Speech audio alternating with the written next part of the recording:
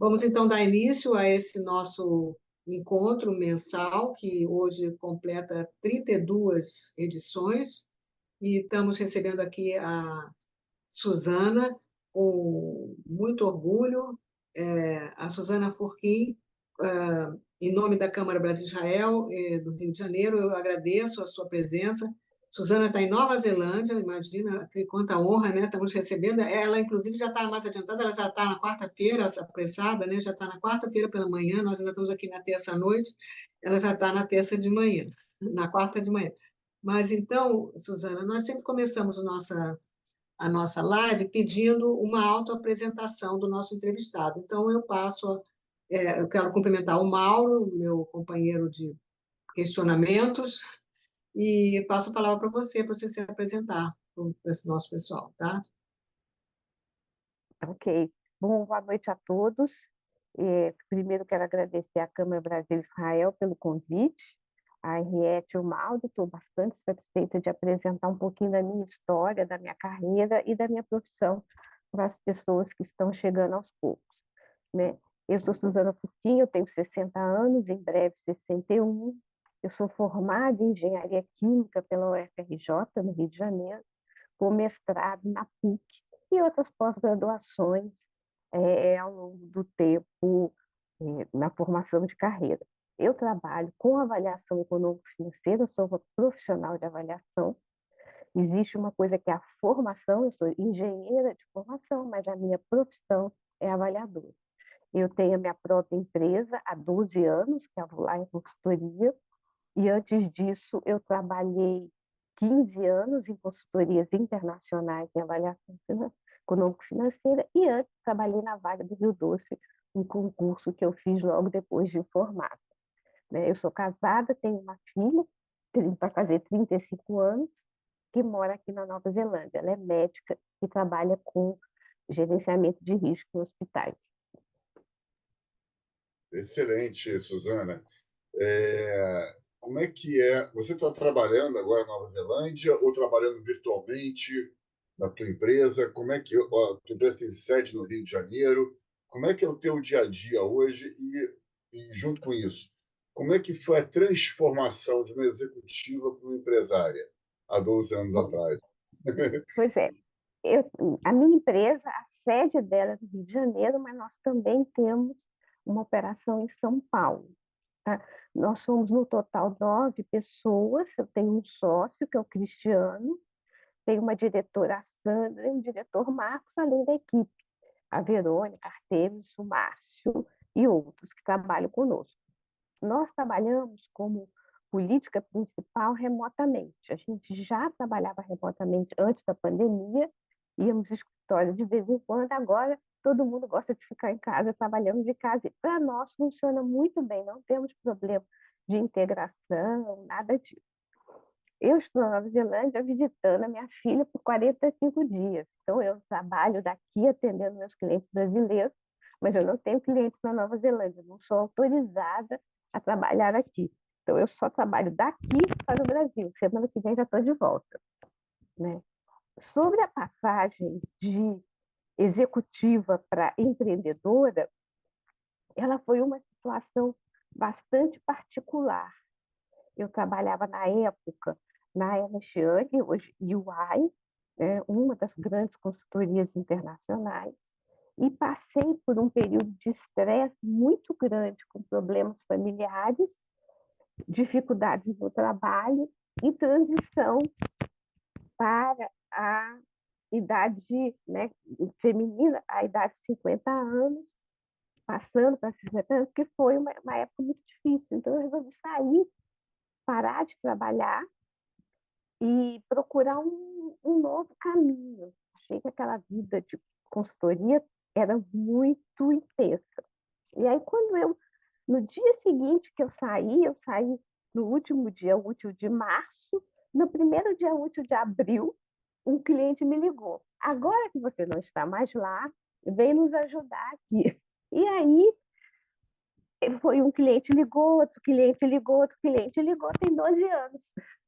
Então, assim, não foi que eu planejei, de fazer um novo negócio, de montar um meu negócio. Eu estava cansada, estressada, com muitas coisas, então quis dar uma parada para buscar o que fazer. Mas antes que eu tivesse tempo de pensar, os clientes me chamaram e aí eu comecei meu próprio negócio, inicialmente em casa, trabalhando sozinha, aí agreguei uma pessoa, agreguei outra, e chegamos até aqui. Henriette, só um minuto. Sim. Antes, que junto com o teu estresse, de uma forma emocional, né, naquele momento que você estava passando, né, quando você ainda estava como executiva, você sentiu também, paralelamente, algum tipo de etarismo, de preconceito etário baseado na tua idade? Você, independente, né, daquele momento, você achou que estava sofrendo também alguma questão da continuidade da tua carreira dentro daquele ambiente formal de trabalho da CLT, Suzana? De modo algum. Naquela época, eu já era diretora executiva, já nem era mais CLT, né? Era estatutária, e, pelo contrário, os sócios da Ernest Young fizeram tudo para eu não sair e queriam que eu continuasse a carreira. Né? A decisão de sair foi única e exclusivamente porque eu estava muito cansada e com muitos problemas particulares naquela época. Tinha acontecido algumas coisas com algumas pessoas da família que estavam me desgastando. Né? A empresa, pelo contrário, fez tudo para eu ficar. Não sofri nenhum tipo de preconceito.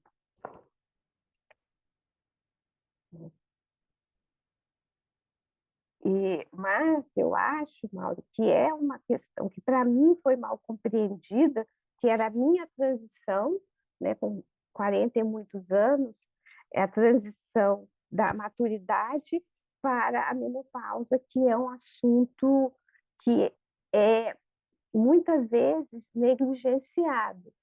Você tem alterações de humor, você fica emotivo, você fica irritado, e muitas vezes eu não sabia, eu só fui saber depois, quando eu fazendo exames de rotina, que eu falei, na verdade, essa sua irritação com o trabalho, esse seu desânimo pode ser muito da transição para a menopausa.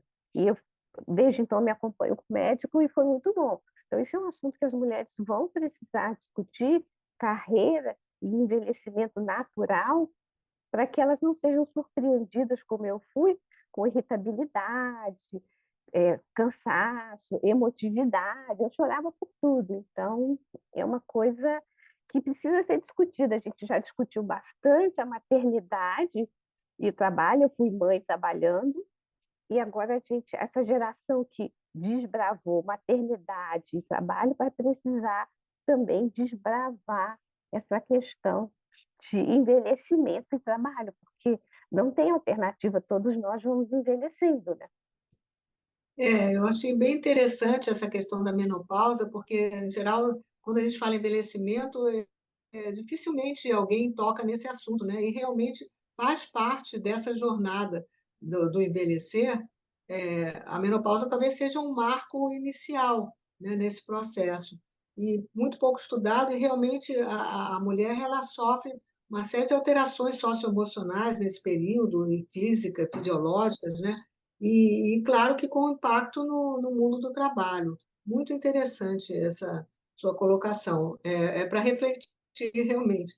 Mas eu queria pegar o gancho da questão da avaliação. Você falou que você é uma expert em avaliação. Eu queria que você falasse um pouco mais sobre o que é avaliação e como é que é o seu trabalho de avaliação. Que bom. A avaliação é uma profissão, né? Ela não é uma formação, é uma profissão. O que o avaliador faz? Ele determina um valor de um bem, de um negócio, de um ativo intangível, como uma marca, uma carteira de clientes, uma tecnologia, avalia imóveis e avalia máquinas, equipamentos, joias, obras de arte, tudo que precisa de ter um valor é objeto de avaliação de avaliador. E os avaliadores, eles são especializados. Então, se você quiser avaliar uma obra de arte, você vai procurar um avaliador de obra de arte. No caso meu particular, eu sou avaliadora de negócios, instrumentos financeiros e intangíveis. E dessa forma, eu faço um trabalho em que eu determino o valor desses ativos conforme a necessidade, né? Se você precisa, por exemplo, avaliar um bem para um seguro ou para ser dado em garantia de uma transação, você vai procurar um avaliador de bens, né, que normalmente são mais conhecidos, os avaliadores de imóveis, de prédios, esse tipo de ativo. E no Brasil, como é que isso é organizado? No Brasil, não existe a profissão de avaliador, o que existe é a formação. Para você fazer a avaliação de bens, você precisa ter um registro no CREA, né? Ou você ou sua empresa precisa ter um registro no CREA. Para você fazer uma avaliação econômica, você precisa ter um registro no CORECON, que é o Conselho de Economistas. Nós temos economistas na nossa equipe e você precisa ter esse registro. Para você fazer uma avaliação de um balanço patrimonial, valor contábil, você precisa ter um contador, que é registrado no CRC, né? Em alguns casos, o avaliador no Brasil também é chamado de perito. Ah, eu preciso de um perito para avaliar determinados itens para uma causa judicial, tá? E aí você tem uma regulamentação da profissão de perito, que também é um avaliador. A avaliação o meu trabalho de avaliação econômico-financeira, ele pode ser dividido em duas frentes. Uma frente, que é a mais conhecida, é a avaliação para uma compra e venda, fusão e aquisição, para um planejamento estratégico que você faz quando você quer tomar uma decisão e precisa saber um valor. Então, eu chamo isso de consultoria econômico-financeira, em que eu vou, por exemplo, eu tenho um negócio, vou admitir um sócio, ou vou buscar recursos para poder alavancar o meu negócio, eu preciso de uma avaliação, então eu busco uma consultoria de avaliação. Isso é uma vertente do meu trabalho. Uma outra vertente menos conhecida do público em geral é a avaliação para compliance de alguma regra. E essa regra ela pode ser contábil, ela pode ser societária, ela pode ser fiscal, ou ela pode ser uma questão de seguro, uma questão de também garantias, que você dá ações em garantia para um banco, precisa fazer essa avaliação. Essa vertente, no caso da minha empresa, é a maior parte do nosso trabalho. Nós fazemos avaliação que suporta o compliance de um registro contábil, de uma disputa, um litígio entre sociedades ou para questões fiscais. E por que o nosso foco principal é esse? Nós temos uma sazonalidade grande no trabalho. A maioria dos nossos trabalhos de compliance, de avaliação para compliance, é feita entre novembro e abril, que é quando tem o fechamento das empresas. 31 de dezembro, que as empresas de capital aberto no Brasil, reguladas na CVM, precisam publicar até 31 de março, e as empresas de capital fechadas precisam publicar até 30 de abril. Então, essa é uma época que a gente trabalha muito. Semana de Natal e Ano Novo, semana de Carnaval, todo mundo aqui trabalha, não tem folga. Mas, a partir de maio até setembro, a gente tem os trabalhos de consultoria, que são as avaliações para tomada de decisão, planejamento estratégico e esse tipo de coisa. E é quando nós conseguimos tirar férias, né? É o período de férias Excelente. Maravilhoso, né? Mauro, só antes da sua pergunta, para o pessoal que está assistindo, vocês podem colocar perguntas aqui no chat que a gente retransmite para a Sandra, tá? Pode falar, Mauro. Não, primeiro uma aula, né? A Suzana dá uma aula para a gente aqui, Poxa, estou impressionada. né? Que a gente não conhece. Eu ia perguntar, da pandemia para cá, ou melhor ainda, do surgimento mais forte da tecnologia para cá, teve alguma influência, algum tipo de avaliação mais frequente ou que venha a surgir? Quais são as tendências desse mercado? Isso aqui é uma pergunta. E a outra? Quais são os desafios que se enfrentam no teu dia a dia, as oportunidades para aqueles que querem ser inseridos, né, nessa profissão, né? Ok, bom.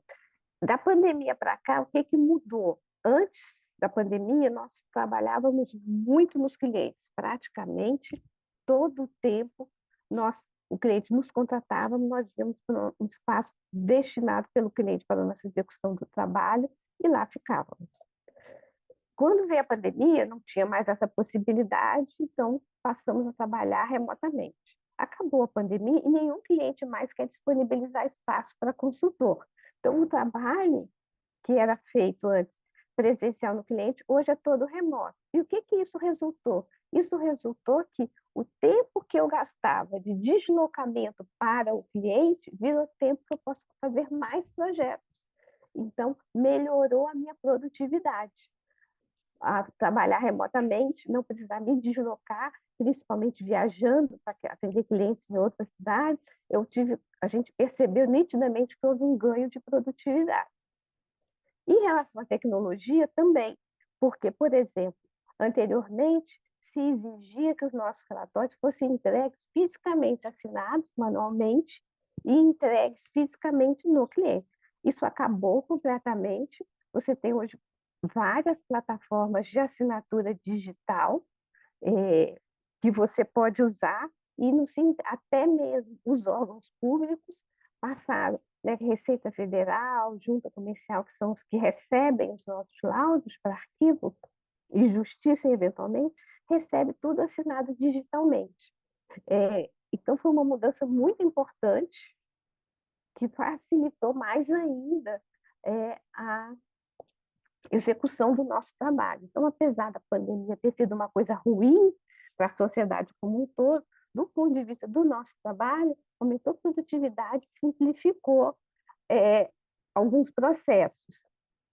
E do ponto de vista de cliente, nós passamos a ter mais clientes de empresas de tecnologia, principalmente startups. A gente tem feito avaliação de empresas, principalmente de fundos. Fundos nos contratam para avaliar as suas investidas e tem muita empresa de tecnologia voltada para aumento de produtividade, que acho que é o grande desafio que vem aí, essa tendência. Em termos de. Era a segunda pergunta.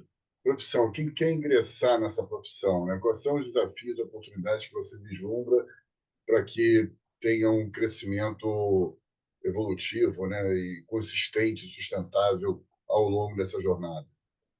Bom, existe uma carência de profissional de avaliação no mercado.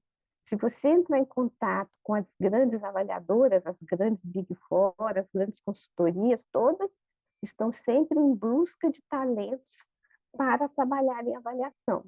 E por que existe essa carência? Porque as pessoas desconhecem um pouco essa carreira. Normalmente, as pessoas que têm formação, que possam trabalhar em avaliação, elas preferem trabalhar, por exemplo, bancos de investimento, em áreas de assessoria de transação, que é parecido, mas não é igual.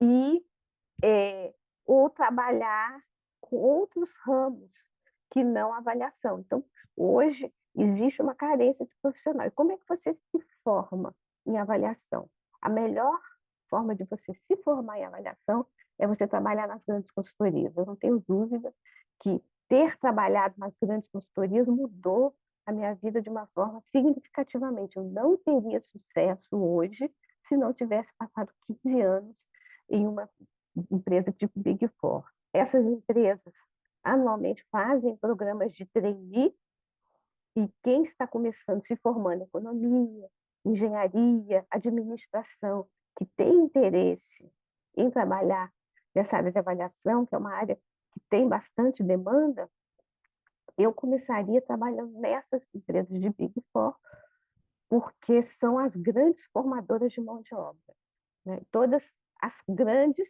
as 4 grandes, como as de médio porte também, Grant Thornton, BDO, ou até empresas avaliadoras, exclusivamente avaliadoras, como a Kroll, como a Apsis e a Avulaia, claro. Então, começar a carreira, porque é muito difícil você começar sozinho uma carreira de avaliador. É melhor você começar trabalhando numa dessas grandes empresas. Mas, além de Toda trabalhar, existe a formação, a questão acadêmica, educacional, como é que a pessoa pode também se... É só a prática que vai não, formar o você, avaliador?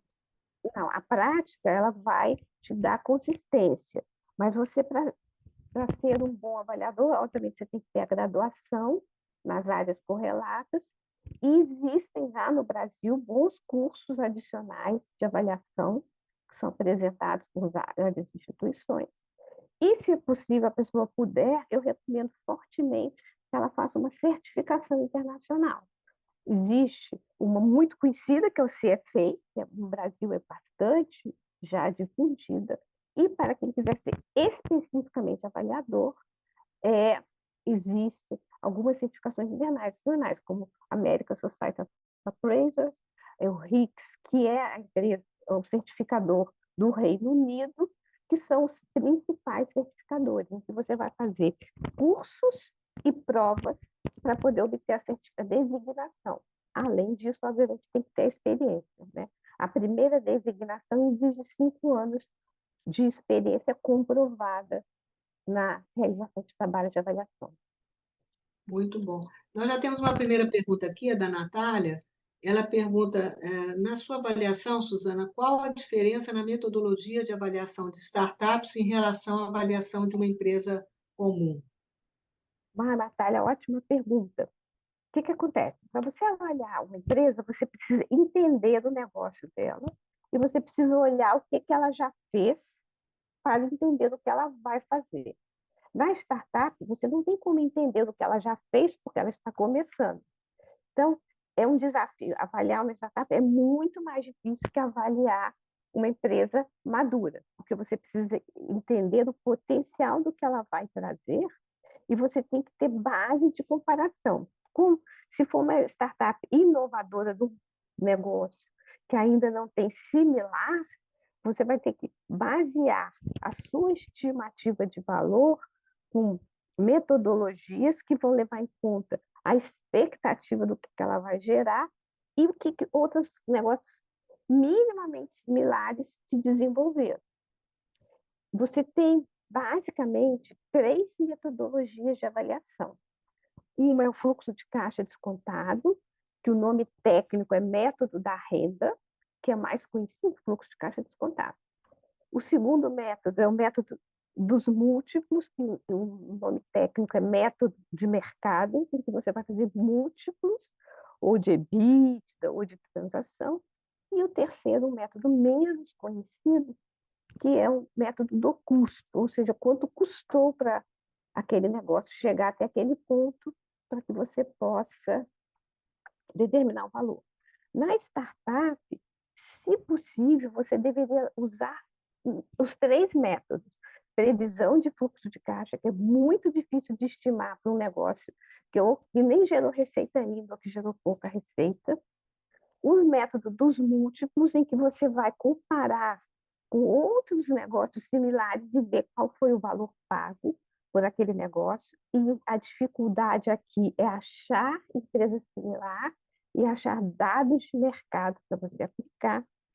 E o método do custo, que muitas vezes é desprezado, mas não deveria, é o que você olha, quanto já custou para desenvolver este negócio, e quanto custaria para as próximas etapas. Então, o método do custo, ele pode te dar um balizamento de valor inicial. Obviamente que ele é só um balizamento que os 2 métodos principais, múltiplos e fluxo de caixa, que são extremamente desafiadores de ser aplicados, especialmente no país com mercado de capitais pequeno como o nosso. Suzana, há algum momento, seja em startup ou em empresa de grande porte, que seja mais adequado para fazer a avaliação? Então, no processo todo de crescimento da empresa, há algum tempo, né, que você recomenda? Já mais madura ou menos, ou no processo inicial? Como é que funciona isso? E também, quais são os principais benefícios da avaliação, seja para um lado ou para o outro, na tua avaliação? Então, A avaliação, o resultado da avaliação é uma expectativa de valor. Então, se você tem um negócio, o ideal é você conhecer a expectativa de valor dele sempre, porque você vai acompanhar ao longo do tempo se ele está sendo valorizado ou se ele está perdendo valor. Então, realizar a avaliação como uma ferramenta estratégica de acompanhamento é bastante recomendável. E muitas empresas fazem isso.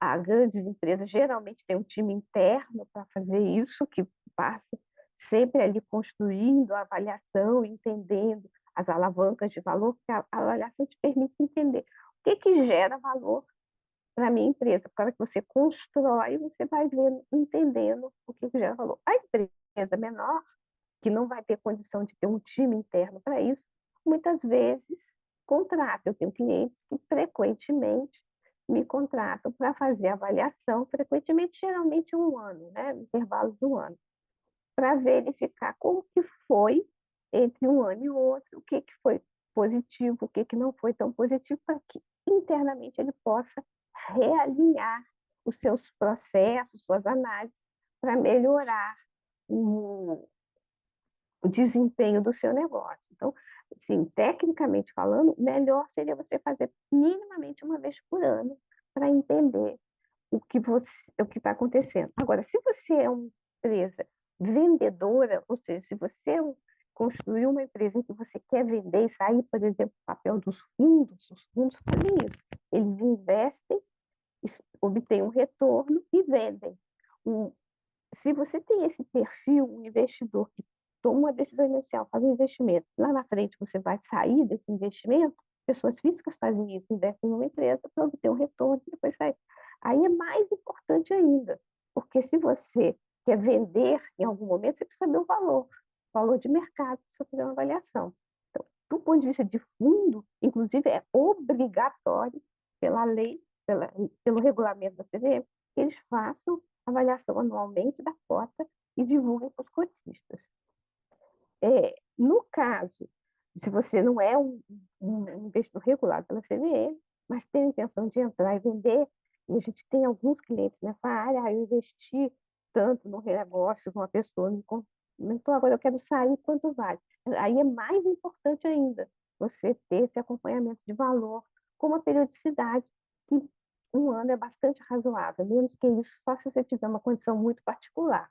E mais tempo, aí eu acho que você perde um pouco dos eventos, né?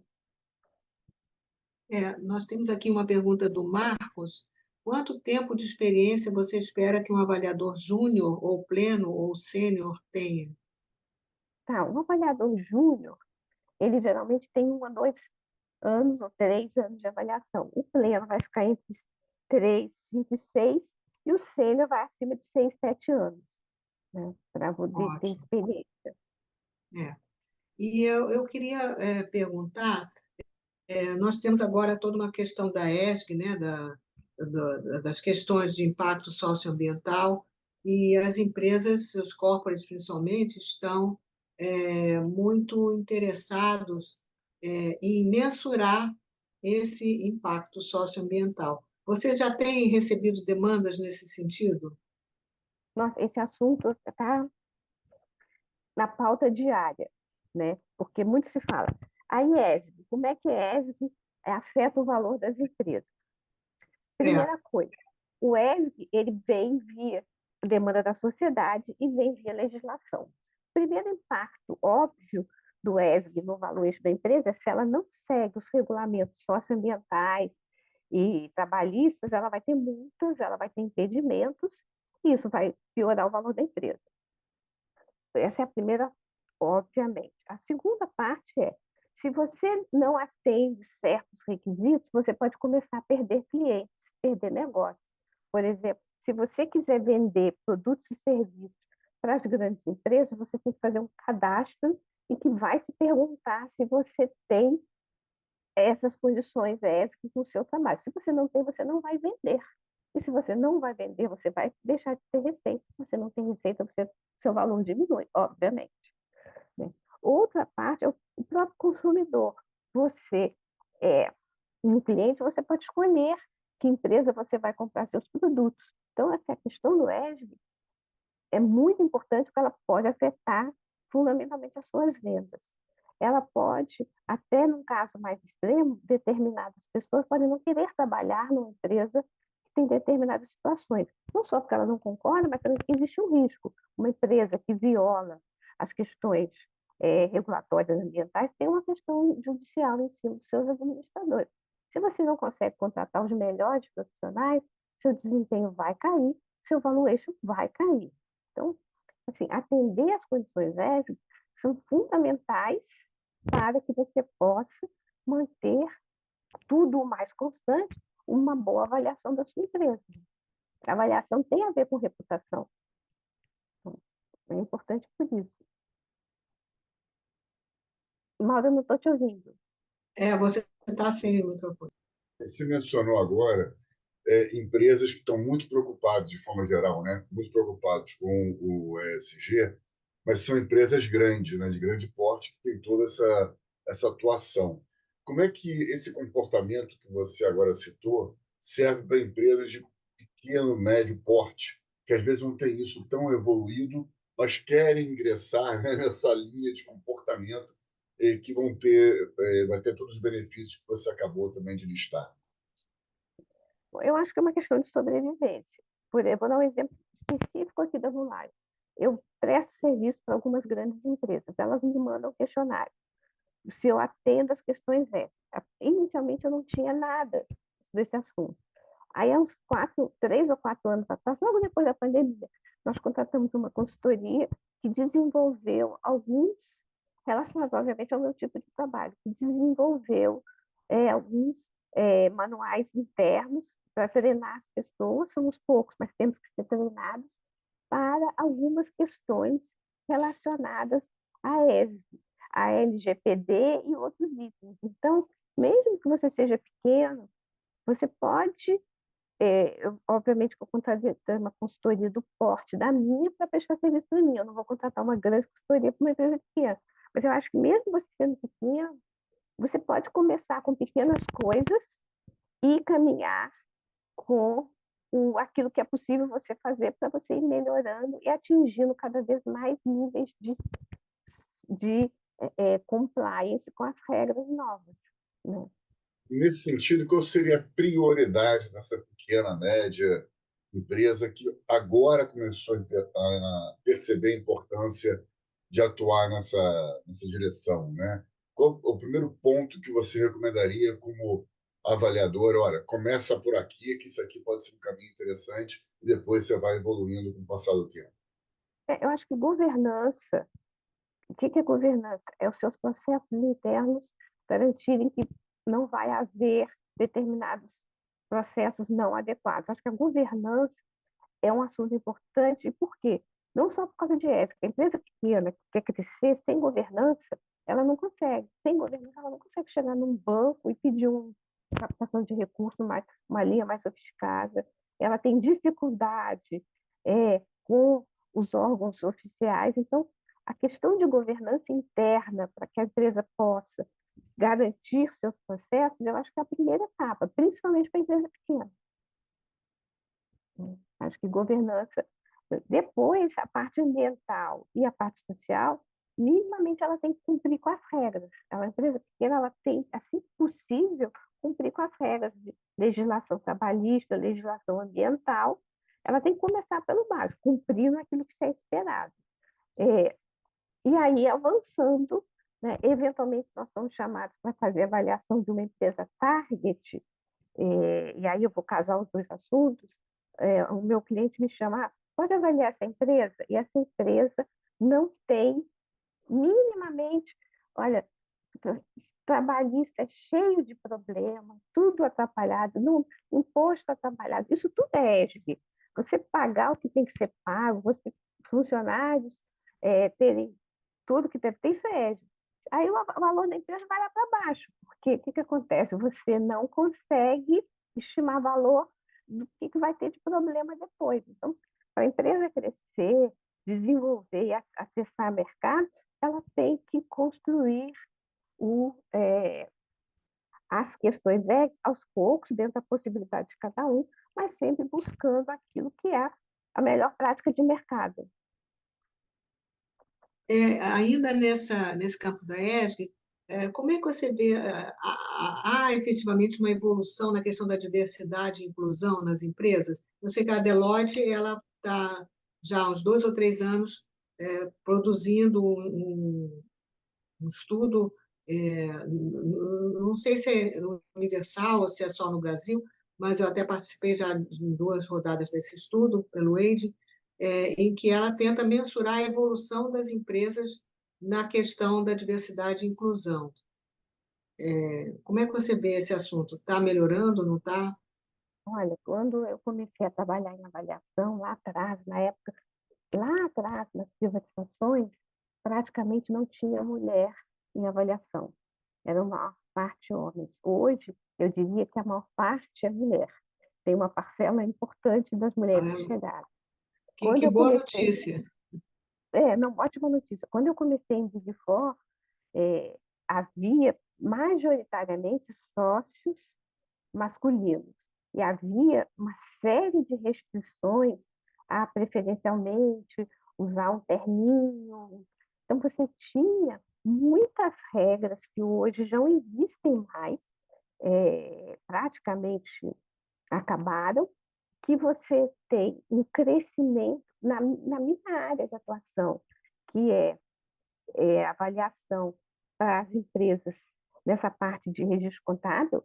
Hoje o número de mulheres ou é igual ou é superior ao dos homens. É um mundo que se transformou. E quando eu comecei não era assim. E eu formei em engenharia.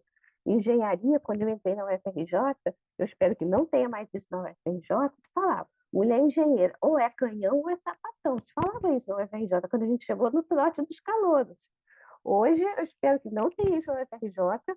Então, assim, acho que as mulheres construíram um espaço para ela e estão aí hoje já num número bastante representativo nas empresas. Mas ainda tem muito a se desbravar, né? De aceitação, de inclusão, não só de mulheres, mas de pessoas com características, né, de limitações que estão sendo aos poucos incluídas é, nos programas das empresas. Eu acho que teve uma evolução, pelo menos no meu dia a dia, eu tenho visto uma evolução bastante positiva sobre esse aspecto. Parece que o Carlos Augusto está pedindo a palavra. Podemos abrir o microfone dele? Bom, boa noite. Eu queria agradecer a Suzana. Gostaria de dizer que eu tenho orgulho que a Suzana foi minha estagiária na Petrobras. Não vou dizer quando, Suzana, que isso aí denuncia idade pra caramba. E eu queria falar um pouco dessa questão da quantidade de mulheres. Eu trabalhei na Petrobras por 33 anos, me aposentei e virei professor universitário na UERJ. E já várias vezes dei palestra na própria UFRJ na formação de engenharia química, que eu fiz alguns anos antes e a Suzana fez anos depois. Na engenharia, de maneira geral, a maioria são mulheres hoje em dia, tanto na formação, quanto na entrada no grupo de trabalho, quanto na entrada do trabalho. E na Petrobras, eu saí da Petrobras em 2016, a maioria dos engenheiros que a gente recebia, nas turmas de engenheiros, a maioria era mulher. Então, hoje em dia, Suzana, independente de qualquer frase desagradável, pessoal, as mulheres estão naquela fase do Mário Jorge Lobo Zagalo, tem que me engolir.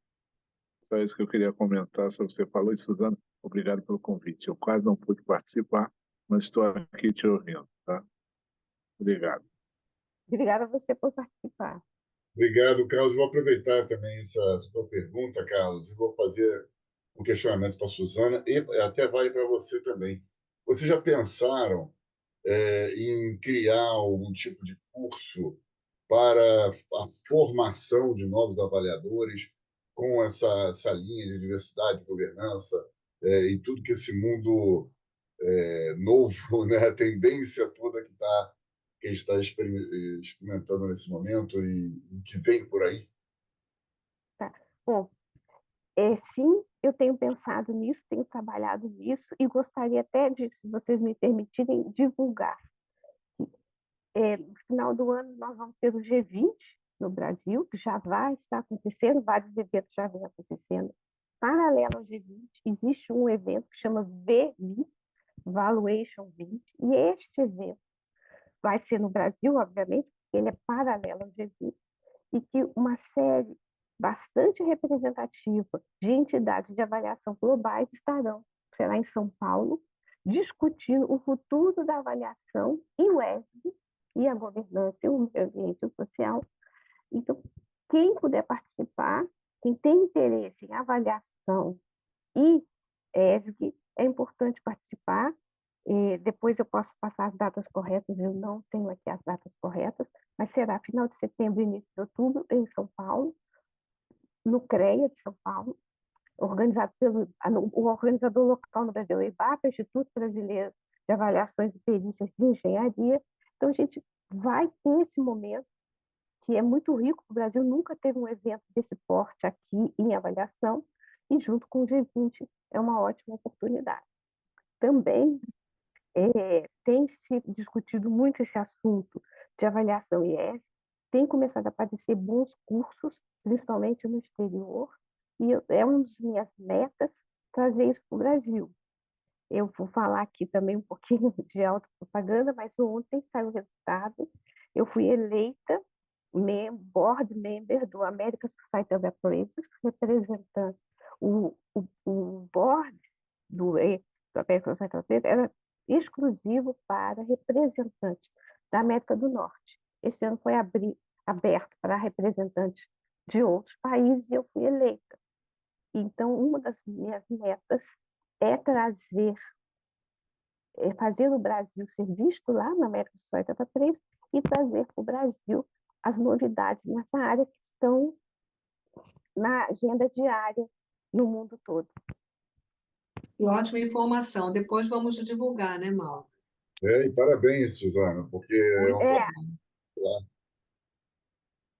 Suzana, tem aqui uma pergunta do Ricardo Scheuret. Entendo que para gerar o fluxo de caixa, você precisa fazer a projeção dos demonstrativos financeiros. Hoje você está trabalhando com projeções de 5 anos, já que mudanças nos cenários são recorrentes.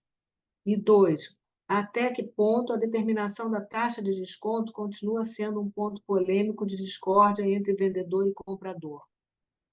Ele pegou nos pontos fracos mesmo de avaliação. Vida útil da projeção, 2, taxa de desconto. São os dois assuntos que sempre dão muita discussão. Sobre vida útil da projeção, quantos anos você projeta? Primeiro, depende do ciclo de vida do negócio. Por exemplo, vamos supor que vocês queiram fazer uma avaliação para participar de uma concessão. Tem aí várias concessões vão ser concedidas. A concessão tem uma vida útil, 20, 30 anos. Então, você não vai fazer 5 anos, você vai fazer a vida útil da concessão. Você tem, por outro lado, você tem uma startup que você tem pouquíssima segurança. Então, você vai conseguir fazer os primeiros anos. Mais adiante é difícil de enxergar. Então, a vida útil depende do nível de maturidade do negócio, da própria vida útil do negócio em si. Você traz isso para avaliação. E 5 anos é uma meta que você, vamos fazer 5 anos, vamos fazer 5 anos. Na verdade, não tem uma regra. Todo mundo fala, vamos fazer 5 anos, mas não é uma regra absoluta. Você precisa entender como é a vida do negócio. Sobre taxa de desconto, a discussão ainda é mais ácida. A taxa de desconto que você vai trazer a valor presente, o fluxo de caixa projetado, ele é o retorno médio esperado daquele negócio. Então, ela não é um número qualquer, é o número de um retorno que você vai ter. E como é que a gente calcula esse retorno? Baseado no risco do negócio. Então, a taxa de desconto tem que refletir o risco daquele negócio. Se eu vou fazer uma decisão de investimento num título público que tem menos risco, eu tenho uma taxa de desconto. Se eu vou investir numa startup que tem muito risco, porque é um negócio novo, a taxa de desconto vai refletir muito mais risco, ela será muito mais alta. Um negócio maduro, como, por exemplo, uma empresa já estabelecida de energia ou de mineração, empresas maduras, a taxa de desconto vai ser um pouco menor, porque elas têm menos risco, eu conheço menos a história. Então, a resposta para a sua pergunta é sim, elas são muito discutidas, tanto a vida útil quanto a taxa de desconto. Agora, também é importante o seguinte, às vezes você vai discutir efeito James Bond, discute, discute, discute, tem 0,07% de impacto no valor. Então, tem que ponderar a discussão também para não ficar gastando um tempo enorme naquilo que tem pouco impacto.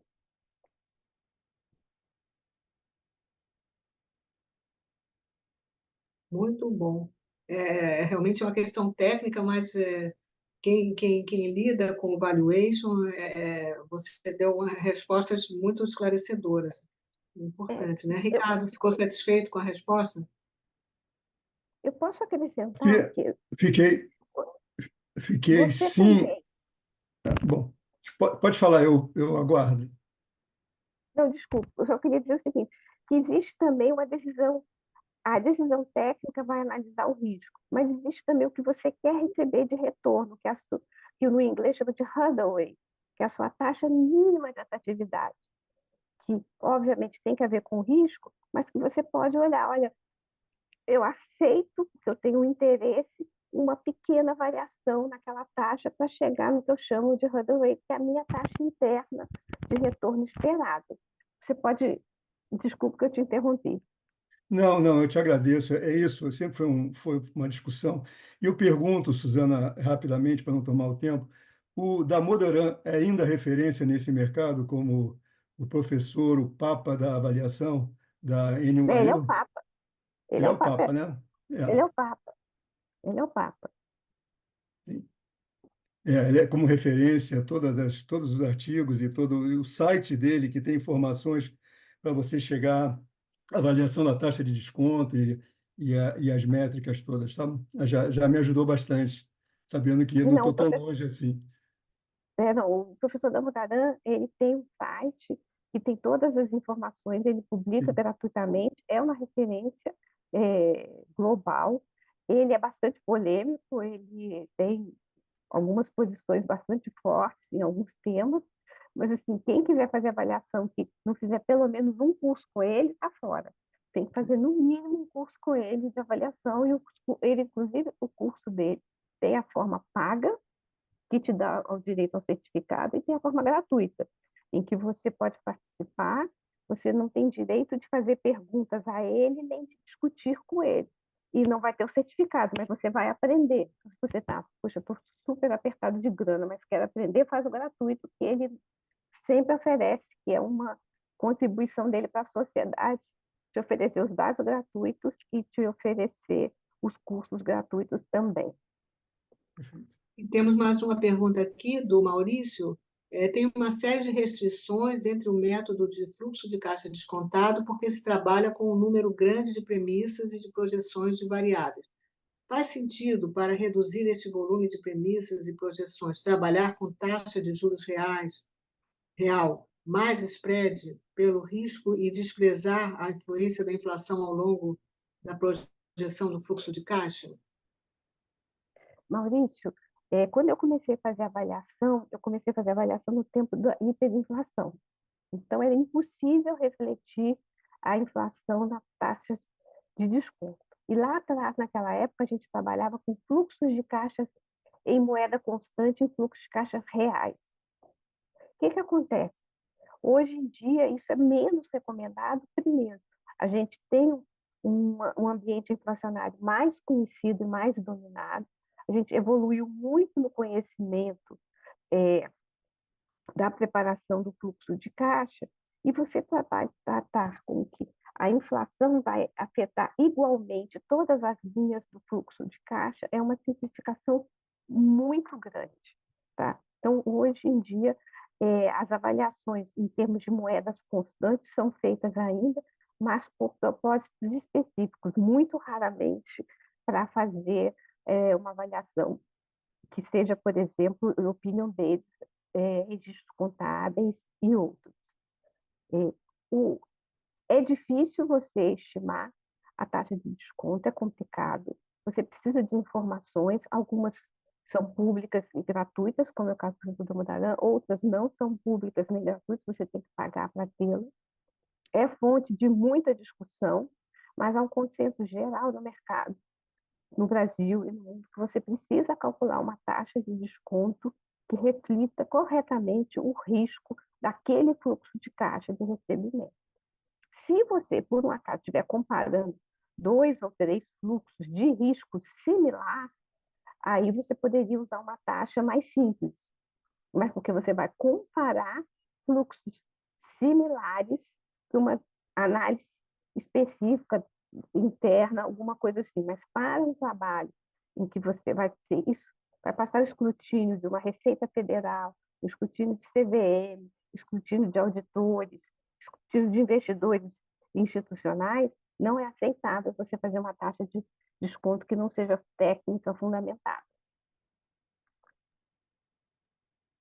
É, quem é que entra? Nós estamos nos dirigindo já para o final, faltam 9 minutos, e eu tenho uma pergunta, e Mauro, você deve ter uma também, né? Então, vamos lá. Eu posso fazer a minha? Por favor. Tá. Eu queria, Suzana, que você falasse sobre as cenas dos próximos capítulos da sua vida, da sua carreira. O que você está pretendendo fazer daqui para frente? Quais são as cenas dos próximos capítulos? Bom, como eu tenho 61 anos, os próximos capítulos não são tão longos, mas esse mandato que eu acabei de ganhar é de 4 anos. Então, no mínimo, mais 5 eu estou por aqui. Mas eu já começo a pensar um pouquinho na aposentadoria completa. Eu já sou aposentada do ponto de vista legal no Brasil, já sou aposentada. Agora, aposentar, parar de trabalhar totalmente, eu acho que, no mínimo, eu vou fazer uns 70 anos aqui na Volaia. Depois eu vou sair. E a forma de sair que eu tenho é que meus sócios, o Cristiano, futuramente a Sandra, vão comprando a minha parte na empresa e no futuro eles continuam e eu fico mais descansando e talvez com uma atividade mais institucional na parte de, como eu estou começando agora uma posição mais sênior lá na sociedade americana, um retorno para a sociedade, transferindo um pouco mais de conhecimento e agregando as discussões. Mas parar de vez, assim, ainda não tive essa coragem de pensar muito sobre isso. É muito bacana isso, né? E devagarzinho, né? E equilibrando, né? Essa situação toda, né? E a minha pergunta é um pouco nessa linha também. Você falou do teu lado de ensinar, de transferir o teu conhecimento, no que é fundamental, né? Para essas novas gerações. E a minha pergunta é, dentro de todas as linhas que a avaliação ela contempla, qual que você julgaria que tem o maior potencial? Ou seja, o profissional que quer entrar mais fortemente nessas áreas, de todas que você já vivenciou, qual aquela que você indicaria, caso fosse, claro, do gosto dele também, né? E da uma formação mais interessante para ele? Eu não, o que eu vejo, a avaliação, toda vez que você tiver uma compra e venda de um negócio, de um ativo, de um bem, você precisa de uma avaliação, em maior ou menor grau. Então, enquanto as pessoas comprarem e venderem negócios, bens, ativos, vai existir avaliação. O que vai acontecer, e já está acontecendo, obviamente, é a tecnologia, ela te permite fazer mais rápido e melhor. Então, se você quer trabalhar em avaliação, você tem que entender de avaliação e tem que entender como a tecnologia vai fazer você ser mais rápido e melhor. Alguém escreveu no Twitter, eu acho, ou no LinkedIn, a inteligência artificial não vai tirar seu emprego, ela vai dar emprego para quem sabe usá-la. Então, saber a avaliação é fundamental, saber usar as novas tecnologias para tornar a avaliação melhor é fundamental. Então, eu acho que não é uma profissão que vai acabar, vai continuar existindo, e você vai ter que aprender. Você não vai fazer como fazia antigamente, mas você vai fazer de uma nova forma que espero seja mais eficiente. Né? Então, Mas não. a área, Suzana, que você indicaria como mais promissora, quer dizer, o entendimento da tecnologia é indispensável, sem dúvida. Mas dentro de tudo que contempla a avaliação, todas as áreas que você mencionou, tem alguma que você acha que vai se destacar daqui para frente? O compliance, o valuation para compliance. Eu estou vendo aqui alguns clientes que me contratam para fazer avaliação de compliance. É, eu acho que vai aprofundar a questão de discutir uma pergunta, são muitas premissas sobre o futuro, e futuro é difícil. Acho que cada vez mais vai aprofundar as discussões das premissas, vai ser esse assunto, e a avaliação do que vem. A avaliação do que vem é um desafio. Ativos digitais, ativos cripto, ativos ETF, tudo isso são coisas que vão surgindo, como avaliar, porque a avaliação é um processo de aprendizado. Se você não tem, são novos ativos, são novas fronteiras, como avaliar essas coisas? Então, é promissor você saber os fundamentos técnicos para o que vem pela frente. Agora, a gente tem todo um caminho novo de ativos digitais para serem avaliados, que precisam desenvolver metodologias que sejam aceitas, que sejam discutíveis e entendíveis por todos. É que todos tenham capacidade de entender. Então, esse é um desafio, avaliar ativos digitais. Adorei a resposta. Realmente, essa questão de você estar continuamente estudando e atualizado com as novas tecnologias, né? Existe até um termo cunhado, technogenarian, né? Eu me considero uma technogenarian. São pessoas que não perderam o bonde da história, né? Continuam acompanhando, continuam sabendo, se inteirando, e realmente é cada vez mais difícil no sentido de que o volume de informações, nós temos um over de informações e nós temos que saber selecionar. E a nossa atenção não pode ficar diversificada em tudo que aparece, né? Senão nós não vamos ter a objetividade necessária. Mas, então, realmente, eu acho que é fundamental isso, você se manter atualizado, se manter antenado com o que está acontecendo, e principalmente com o avanço tecnológico, né, em diversas áreas. E eu acho que tem uma nova pergunta aqui. Ah, não, então, o pessoal está te elogiando, Suzana, um monte de elogios aqui, parabéns, parabéns. Só tem elogios aqui a você. Então, nós estamos nos encaminhando para o final, só faltam 3 minutos. Eu queria, mais uma vez, agradecer a sua presença aqui, foi espetacular. Eu acho que aprendemos muito, muito mesmo. Eu principalmente, que achei que sabia alguma coisa de avaliação, vi que o meu conhecimento era muito restrito. Vou me dedicar mais a estudar esse assunto. Então, eu quero te agradecer e passar a palavra para você, depois para o Mauro, para nós encerrarmos com as nossas palavras finais. E agradeço também a todo o público que esteve aqui, informando que essa live está sendo gravada e vai ser colocada no nosso YouTube, o canal da Câmara Brasil-Israel, no YouTube. Com a palavra, Suzana. Tem gente que está gostando tanto, Suzana, que está pedindo até o Ricardo, por exemplo, pedindo o teu contato, né? Vai virar cliente teu. É. Bom, eu passo depois para vocês o meu contato, mas no site da Volaia e na página do LinkedIn tem lá os contatos da gente, mas de qualquer forma eu mando depois os contatos. Tem no LinkedIn, Suzana Furquim e Vulaia, exatamente, Ricardo. Qualquer coisa eu te passo também, tá? Tá, obrigado. Eu só verifiquei que a Suzana faz anos no dia 23 de novembro, que é a data mais importante que existe, que é a data do meu aniversário também. Só um pequeno detalhe. Suzana, mais para agradecer também no final, eu acho que foi uma aula para todos nós. Esse tema é super interessante, né? Muito importante, né, para as empresas como um todo, para a sociedade como um todo. A gente está falando também de ESG, está falando de governança, está falando de diversidade, está falando de tudo que envolve as novas tendências do mercado. E parabéns pela tua abordagem tranquila, didática, né, e que você continua impactando aí no dia a dia, seja através da consultoria que você faz, seja através de pessoas e profissionais que você vai, com certeza, transmitir o teu conhecimento e poder aprofundar tudo isso no mercado. Parabéns, Suzana, mais uma vez, e obrigado por todos que estaram aqui e pelas perguntas que foram feitas. Obrigada pelo convite, fiquei super satisfeita. Eu só queria falar uma última coisa. A avaliação ela tem que ser crível. Não adianta você emitir um relatório de avaliação e que as pessoas não acreditam no que está ali. Então, é super importante a gente ter sempre isso em mente. E quem quiser falar comigo sobre avaliação é um assunto que eu adoro. É só me procurar que estou sempre à disposição. Então, em nome da Câmara Brasil-Israel, agradeço a todos e vamos encerrando por aqui. E a ser continuado, né? É um assunto que não se esgota aqui nessa live, né? Vamos depois para o prato principal e para a sobremesa. Tivemos o aperitivo aqui.